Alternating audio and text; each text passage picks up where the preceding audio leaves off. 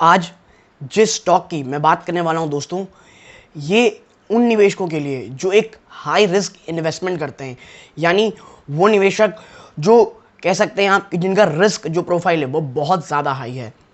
और जो स्टॉक मैं आपके सामने आज चर्चा करूंगा, वो जब मैं वीडियो बना रहा हूँ लगभग 6% वो नीचे काम कर रहा है दोस्तों, कारोबार कर रहा है। बहुत ज़्यादा चर्चाओं में वो स्टॉक रहा है क्योंकि उसने एक क्विक कॉमर्स कंपनी का एक्विजिशन किया हुआ है। नमस्कार दोस्तों, मेरा नाम है अमिताभ मिश्रा।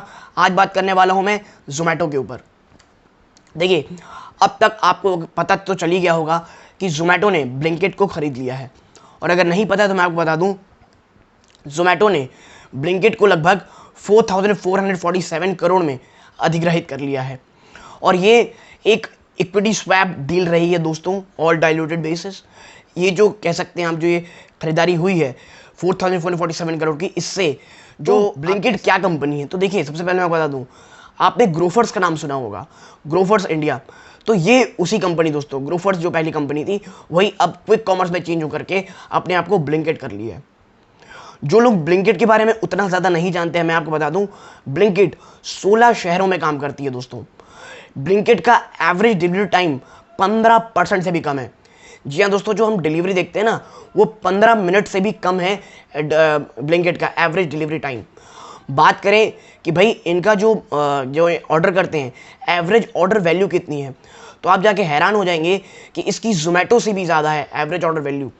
और बात करें अगर मई मंथ की, तो जो कह सकते हैं ब्लिंकिट है, उसको 79 लाख ऑर्डर्स मिले हैं दोस्तों। और उसका जो एवरेज कहते हैं, एवरेज वैल्यू रहा है ऑर्डर का, वो 509 रुपये रहा है।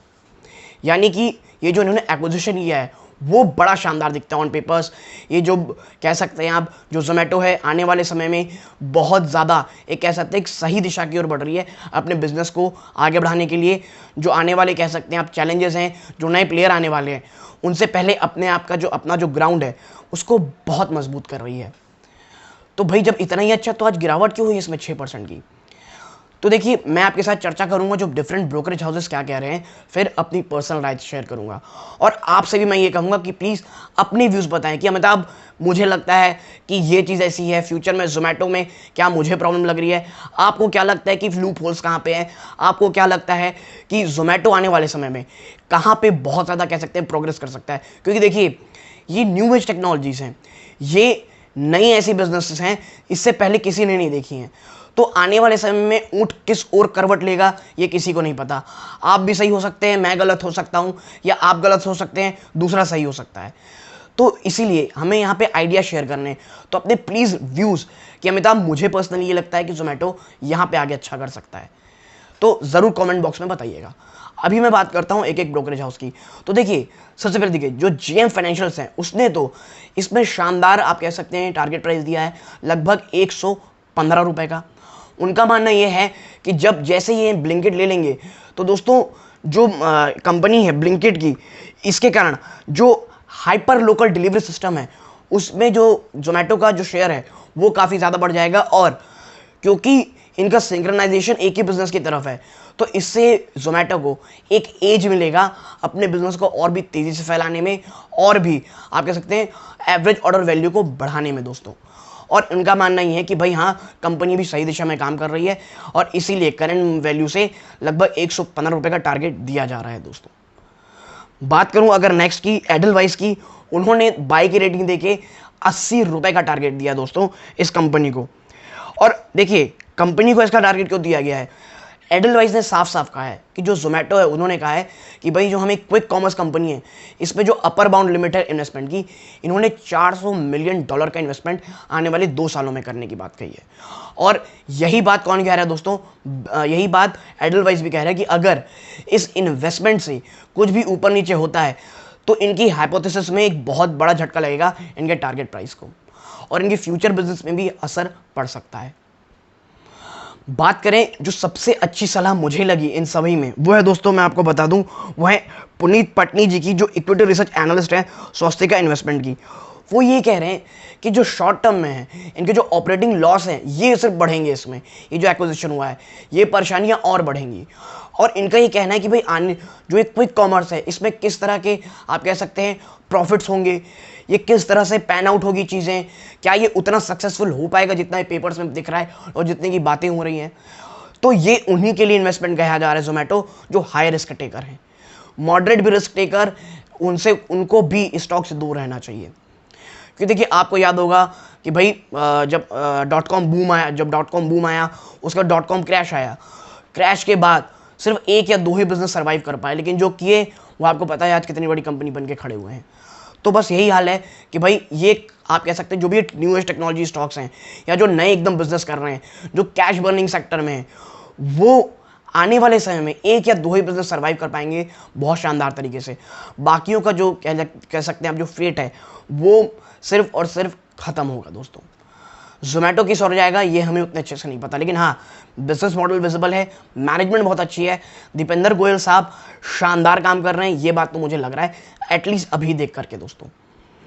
ठीक है, अब बात करते हैं भाई मॉर्गन स्टैनली की। हाँ भाई फॉरेन का ब्रोकरेज हाउस है तो उनकी बात करते हैं मॉर्गन स्टैनली की।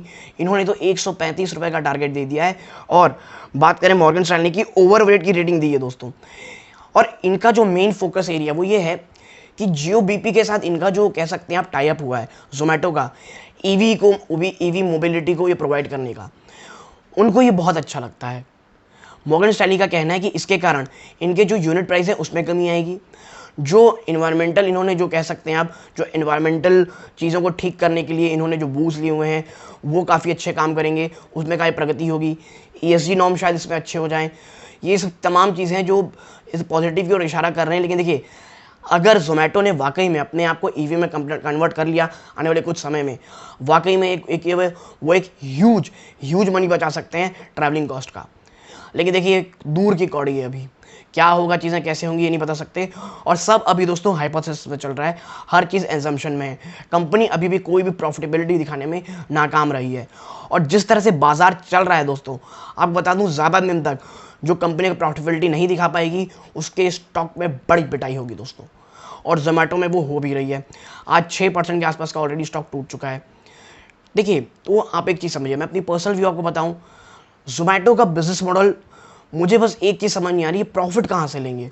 ठीक है, हाँ कई लोग कह रहे हैं भाई कुछ नए बिजनेस में जा रहे हैं, लेकिन आप समझिए ये जो बाजार है दोस्तों इसमें कोई बहुत बड़ा रिस्ट्रिक्शन नहीं है। कोई भी कंपनी बड़ा पैसा लेकर के आके नया बिजनेस स्टार्ट कर सकती है, कैश वही बंद कर सकती है। और जो कोई अगर बड़ा इन्वेस्टर, आप देखिए अमेजॉन फूड भी आने की बातें कर रहा है, उसके पॉकेट्स तो बहुत ज़्यादा डीप है। तो उसके सामने क्या जोमेटो टिक पाएगा, उसके सामने क्या जोमेटो आप कह सकते हैं डिलीवरी कर पाएगा अच्छे से, क्या और कोई भी अगर बड़ा कह सकते हैं जाइंट अगर आ जाता है तो क्या जोमेटो सामने टिक पाएगा, स्विगी उसके सामने टिक पाएगा। ये एक मेरा कंसर्न है। मेरा कंसर्न ये है कि अगर कोई बिजनेस दोस्तों कोई बहुत ज़्यादा उसमें रिस्ट्रिक्शन नहीं है तो उसमें कोई भी प्लेयर आके कंपटीशन को बढ़ा सकता है। और देखिए चाहे वो क्विक कॉमर्स हो चाहे वो ई कॉमर्स हो, हाईली कॉम्पिटिटिव मार्केट हो रखा है दोस्तों, ये हाईली कॉम्पिटिटिव। तो देखना अब ये होगा कि भाई किस तरह फ्यूचर टर्न आउट होता है। लेकिन मैं यही कहूँगा अगर आप एक हाई रिस्क इन्वेस्टर हैं तभी इसमें इन्वेस्टमेंट करें। मेरी पर्सनली कोई भी इन्वेस्टमेंट स्टॉक में नहीं है। हाँ 50 रुपीज़ के आसपास शायद मैं सोचूंगा। तो मैं आपसे बस यही सलाह दूंगा, अगर आप बहुत हाई रिस्क टेकर नहीं हैं तो प्लीज़ स्टॉक से दूर रहें। और अगर हाई रिस्क टेकर हैं भी तो भी इसमें इन्वेस्टमेंट से पहले काफ़ी रिसर्च करें, अपने वित्तीय सलाह की सलाह लें कि भाई क्या ये मेरे रिस्क प्रोफाइल को फिट बैठता है या नहीं। और यदि आपको मेरी एनालिसिस पसंद आई हो प्लीज़ वीडियो को लाइक कीजिए, चैनल पहली बार आए हैं सब्सक्राइब ज़रूर कीजिएगा। यहाँ तक जुड़े रहने के लिए धन्यवाद। ये इस वीडियो का अंत है। जय हिंद दोस्तों।